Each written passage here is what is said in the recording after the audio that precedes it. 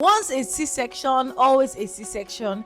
I'm sure that you've heard about this before, but is this really true? Once you had one cesarean section, does it mean that you will never give birth vaginally again? Absolutely no. As a registered nurse midwife, this is one of the most frequent questions that I get from women. One previous cesarean section does not automatically mean that your future babies will compulsorily have to be by cesarean section.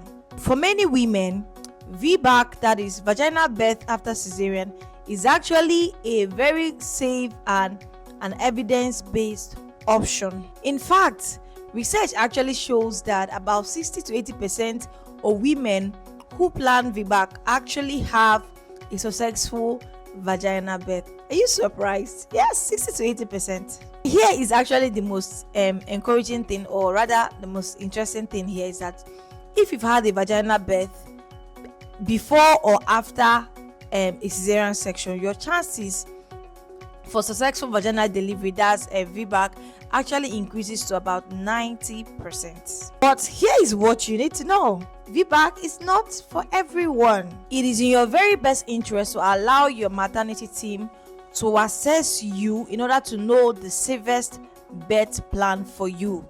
Maternity team will assess some of the factors that I'm going to be mentioning in this video before recommending the safest birth plan for you. Now, this includes: why was your previous cesarean section done? What type of incision was given to you? Is it a vertical incision or a horizontal incision? We will also assess how many previous cesarean births you've had, whether you have pregnancy complication in the current pregnancy, like in this pregnancy. They will assess your baby's position and generally your overall health status. For instance, now, if your previous cesarean birth involved a classical vertical incision, your maternity team might actually recommend a repeat cesarean section because of the type of incision that you had in the previous cesarean section birth. But on the other hand, if your maternity team have done all the assessments and they've checked out all the factors that I mentioned earlier on, you can actually have, and they found out that everything is normal, you can actually have a safe and successful vaginal birth. It's also important to note that a successful VBAC offers some benefits like shorter recovery time, lesser postoperative pain, lower risk of infection, early mobility, and also gives you the opportunity to bond early with your baby. However, like every other birth options, it is important to also note that VBAC also carries some risk. One rare but serious complication is actually uterine rupture, where the previous uterine scar opens up.